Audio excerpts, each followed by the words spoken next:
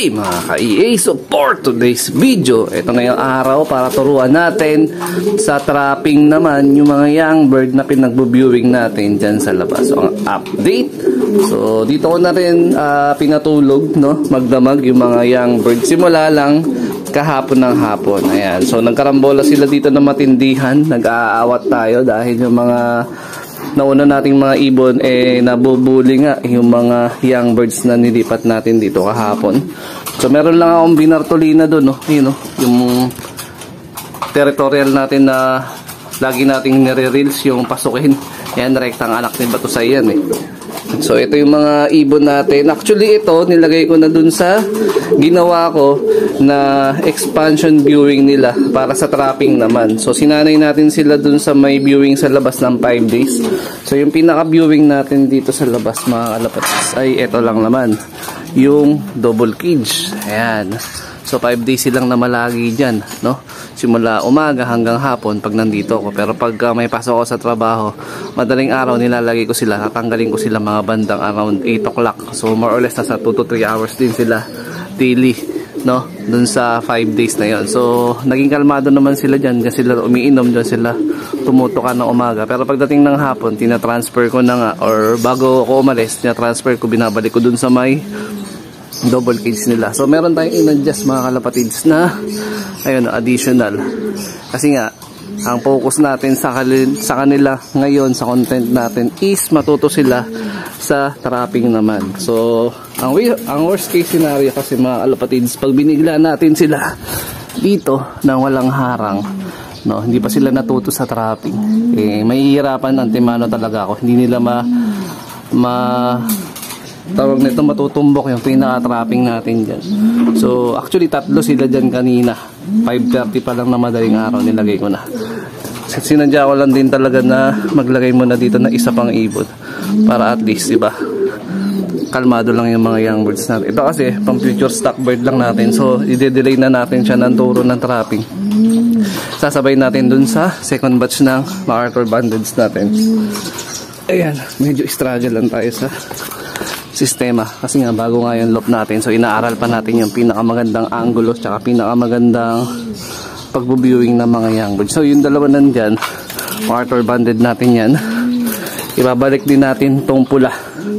Ayan, kabababa lang nandun yan kanina ayan, so mamaya na natin sila kasi dapat tatawagin pag oras na ng kain. Ayan, so disclaimer lang mga kalapatids, hindi po tayo veterans or mahusay na pansir. Kumbaga, eto, pinapakita ko lang sa iyo yung bagong sistema natin sa pag-viewing dito nga sa may bago nating flyers loop na meron breederan or stock bird section dito sa ilalim.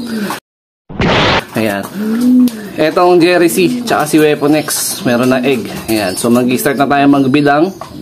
At the same time, eto rin yung both Sir Dennis Palmalay natin, Jelema tsaka Old Nine Victor Lim. May egg na silang isa, possible mamaya magbubugan ng second egg yan.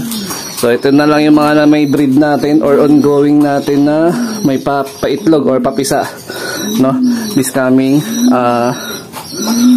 weeks or 2 weeks. Ayan, so 16 days lang naman yung kailangan natin para makapagpapisa ng bagong batch ng egg. Ayan. So ang system, nagbaklas na rin ako dito. So meron pa tong huling sinusubuan dito pero pawalay na yan. By next week, 1 week na lang sila nandyan Ito, si Batusay, binaklas ko na rin sa direktang lola niya. Ayan, solo na lang siya dito. Ayan si Batusay, yung Javier Leyte Clacker. Sayang lang talaga kasi binutas niya yung Matnog Sorsogon. Late lang to ng 20 minutes. Complete clacking sana, no? Quezon to Javier Leyte. Ayan. So nakapahinga na yan. Tapos ganun din etong rektang anak niya na Javier Leyte rin mga kalapatids, no? Ito, nailipad natin to ng 2023 season sa BFRC. Pare sila BFRC na ilipad.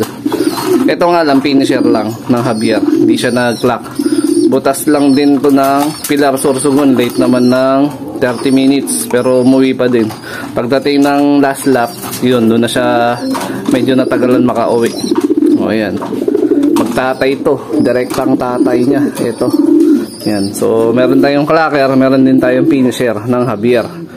O ayan, ito blood related niya rin to Ayan, ito anak niya yan, yung kulay pula. anak niya dun sa raisin na pula natin dito. Yan, nandun sa ilalim. So, eto, ibabalik ko na muna pansamantala dun sa pinaka trapping natin. Kasi nga, tinuturuan natin. Maaga tayo magtuturo ng young bird ngayon kasi nga, gusto natin, bata pa lang, marunong nang silang tawag na ito, mag-trap. Hirap. So, ayun. Binalik ko doon. Ayan sila. Ayan, mga kapatid. So, mamaya natin sila dapat tatawagin pag oras na ng kain. Tapos, ayan, yun yung siga natin na ibon. O, ayan, o. Kalmado muna sila dyan. Mamaya tayo magpapalabas ng ibon pag oras na ng kain. Ayan. Ito, produkto na rin to ng Javier Leite natin cross dun sa raisin na aboyug. Ayan, inbreed na to Mga susubukan natin sa norte. Ayan, ito north. Ayan, ito apat na to north. Ayan. Meron tayong apat na pang. So malapit-lapit na rin kasi matapos din agad yung summer na race, no? So after nun, siguro baka magpahinga lang ng 1 week. Sabak na ng north training, no? So ang may advanced training lang sa atin, ito lang. Ayan, si Tokyo. The rest, mag-i-start tayo mag-toss siguro after nating mag-precondition. Bago magkatapusan kasi magpupurga pa tayo, magbabaksin, magpa-flashing, magki-cleansing, di ba? Mag-treatment tayo ng lower, tsaka ng upper para at least masigurado natin. Actually, first time natin gagawin to na mag-treatment tayo ng upper tsaka lower. Yung mga dati ko kasing sistema halos parang normal na lang, purga, flashing lang. So ngayon mag-treat tayo kahit wala silang sakit. Papasukin natin yung proseso ng treatment. Ayan, para mas masigurado natin yung magandang kondisyon ng mga ibon. Ayan. So sana maging epektibo nga itong mga plano natin para sa ating Team North. Pag naging goods at maging effective itong Team MacArthur natin na 5 piraso, i-apply din natin sa kanila yung gagawin natin na sistema. Ayan sila. O, ayan. Hirap lang talaga ng sitwasyon natin dito kasi nga naging Spider-Man tayo dito sa grills. Ayan. Medyo nabitin lang talaga tayo sa steel matting. Pinaka the best talaga sana dyan is malaki. Yung abot sana hanggang dyan sa may ibabaw. Kaya lang wala na. Tapos na tayo sa materialis Natirang materialis na lang natin yan nung nagawa tayo ng ng loop yun nandun Wala Pero okay na rin yan. Pinaka main goal lang naman natin dito is maturuan natin sila sa trapping. So siguro mga 2 days lang natin silang tuturuan ng trapping. Sa Webes, tanghali start na tayo magpawala ng young birds natin. Ayan, first batch